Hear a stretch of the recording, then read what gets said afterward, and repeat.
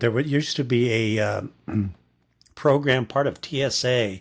They spent like 200 million or 300 million dollars for a couple years, not too long after 9/11, where they would just follow around suspicious people on planes.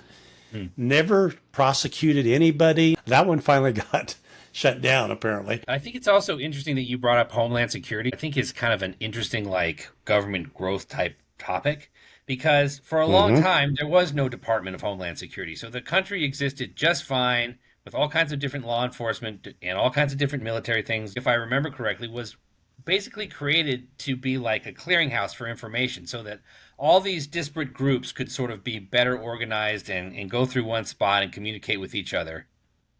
But what you see, I think, is that these groups don't communicate any better with each other than they ever have. What purpose does the Homeland Security really serve? And I would say that it's possible that it serves no real purpose except to create programs like the one you were talking about that just follow people around and impinge on our rights and get unnecessary search warrants and collect unnecessarily large amounts of data on people and it does all these unwarranted things because of bloat and the need to justify its existence when in reality we may well have been better, safer, and freer before Homeland Security ever existed. And so that begs the question, why don't we just get rid of the Department of Homeland Security and go back to the way it was prior to 9? Once you create those group level organizations, they Yeah. have to justify what they do.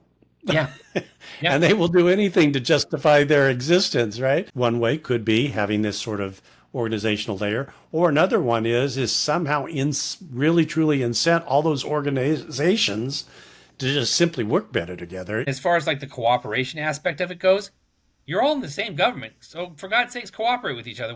Why do we have all this compartmentalized secret, BS that nobody seems to be able to have access to? Well, it's because you have humans involved to get humans to do what you would hope that they would do on their own naturally, right? The metrics needs to be really not about how big it is, but how happy people are in terms of your service or the efficiency. And if you're doing a really good job, you'll have the resources you need and no more.